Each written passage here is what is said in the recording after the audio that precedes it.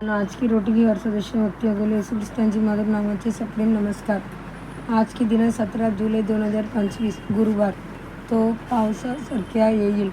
चला आपण परमेश्वरास ओळखूया, आपण त्याला ओळखण्यासाठी प्रयत्न करूया. तो नक्की प्रकट होईल. जसा सूर्योदय निश्चित असतो तो आपल्यावर पावसासारख्या येईल. जसा वसंत ऋतूचा पाऊस जमिनीत ओलावा आणतो. होशे 6 अध्याय 3 वचन. आपला देव स्वर्गात सर्वात उंच स्थानी वास करतो, तर आपण पृथ्वीवर राहतो. तरीही जसा वरून पावसाची सरी खाली येतात, तसाच दोही वरून आपल्या मुलाकडे, पृथ्वीवर राहणाऱ्याकडे येतो. हे किती गौरवशाली आहे.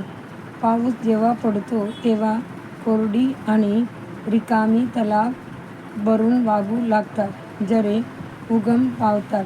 तोच तो देव आहे जो सर्व गोष्टी सर्व प्रकारे परिपूर्ण करतो.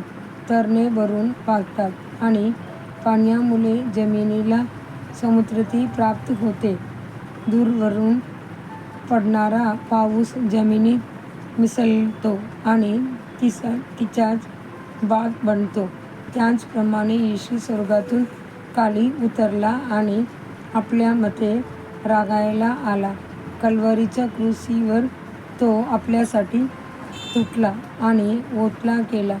त्याचे अमोल रक्त पूर्णपणे सांडले. त्या डोंगरावरून लालसर नदीसारखे वाहत गेले, आपले पाप साफ आणि आजार दूर करत, आपल्याला पूर्णपणे शुद्ध करत.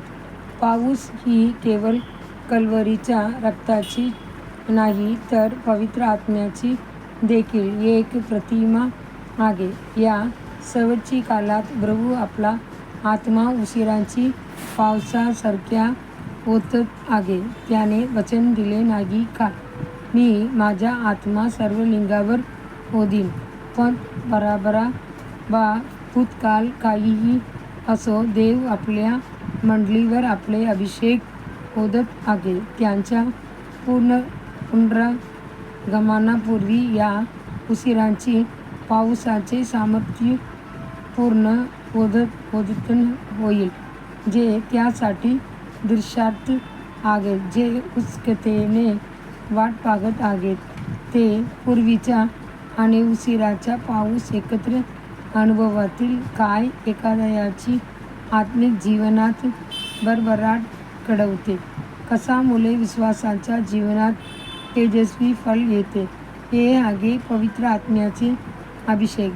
तोच आपल्याला वचनातील गूढ गोष्टी शिकवतो आणि आत्म्याला पोषण देतो.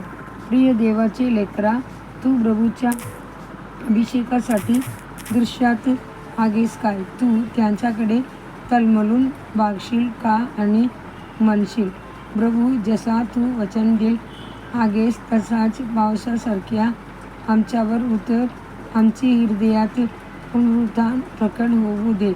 हे प्रभू, आजच्या चिंतनासाठी वचन जो कोपलेल्या शेतावर पडणाऱ्या पावसासारख्या असेल, जसा सरीचा पाऊस जमिनीला ओलावा देतो. त्याची काळात धरणी फोफातील शांतीचंद्र अस्त होईपर्यंत समृद्ध होईल. स्तोत्र 72 अध्याय 6 आणि 7 वचन. आजचा बायबल अभ्यास सकाळी स्तोत्र 18 अध्याय 19 अध्याय, सायंकाळी प्रसिद्धांची कृत्य 20 अध्याय 17 ते 38 वचन. धन्यवाद.